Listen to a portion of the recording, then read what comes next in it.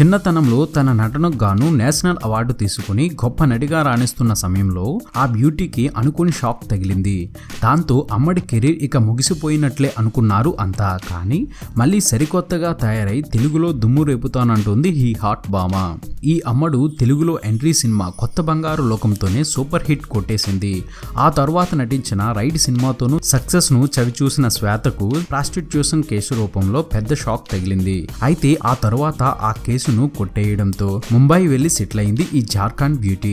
ముంబై వెళ్లి ఖాళీగా కూర్చోలేదు శ్వేత.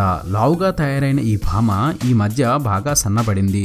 దీంతో ఈ ముద్దుగుమ్మ హిందీలో రూపొందుతున్న హిస్టారికల్ సీరియల్ చంద్రనందినిలో ఏకంగా లీడ్ రోల్ చేసే ఛాన్స్ ను కొట్టేసింది.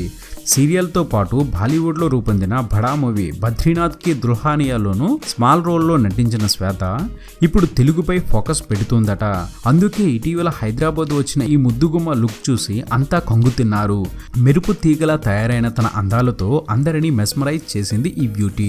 మరి అమ్మడు చేంజ్ ఓవర్ చూసైనా మన టాలీవుడ్ దర్శక నిర్మాతలు శ్వేతా బసుకు ఛాన్సులు ఇస్తారేమో చూడాలి. ఇది బులెటిన్. మరొక తాజా బులెటిన్ తో మీ ముందుకు వచ్చేస్తాను. అనుక్షణం మనకు మూవీ అప్డేట్స్ అందిస్తున్నాం మన ఎస్వీఆర్ మీడియా యూట్యూబ్ ఛానల్ ని సబ్స్క్రైబ్ చేయండి, మమ్మల్ని ఆశీర్వదించండి. Please subscribe and thank you.